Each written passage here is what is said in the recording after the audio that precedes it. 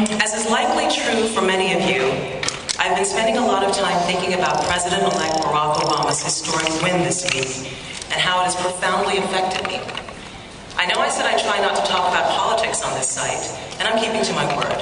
This isn't about politics. It's about race. I became a fan of Barack Obama's about a year ago when I read his book, The Audacity of Hope. I, like many people, really didn't know that much about Barack Obama, and I purchased the book to find out a bit more.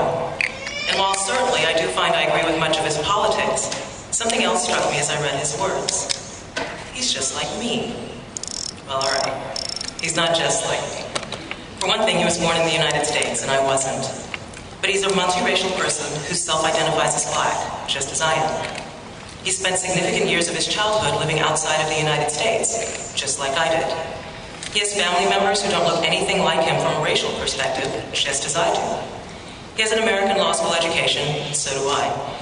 He seems to have very little tolerance for gross generalizations based on race, religion, nationality, or sexual orientation.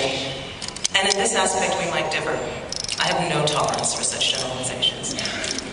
Still, even as I go through life as a multiracial person in an interracial marriage with a biracial child, with very close friends and family members of many nationalities, races, creeds, cultures, religions, and sexual orientations, even as I live my life ensuring that I relate to people and judge them not on the color of their skin, but on the content of their character, the truth is, it's not always easy living in a country where you look different. I moved with my family to Texas in the late 70s, early 80s, and I remember as a child being made fun of for being the only black kid in class, especially because I sounded funny. And I was picked on not just by fellow students, but by teachers as well. In the 90s, often people didn't believe I was an engineer.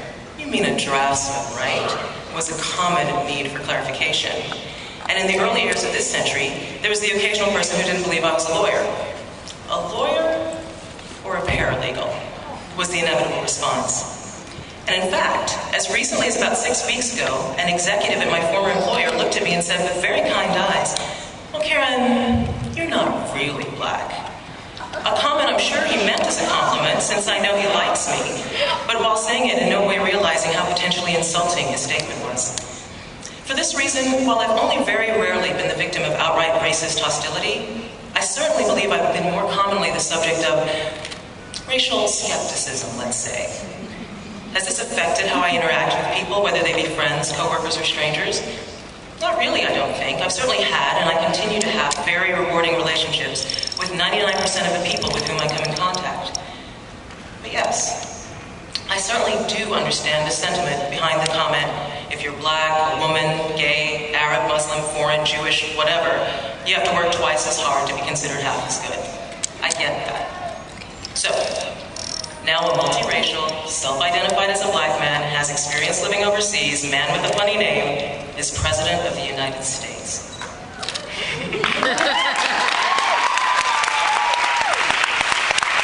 And what do I feel? Well, elation, yes. Moved, certainly. But even more overwhelmingly, and what I believe was at the root of my spontaneous tears the night of November 4th, 2008, I feel relief. I'm relieved that maybe, just maybe, characterizations like, well, you're not really black, or white, or Hispanic, or straight, or gay, or whatever, will start to quietly disappear.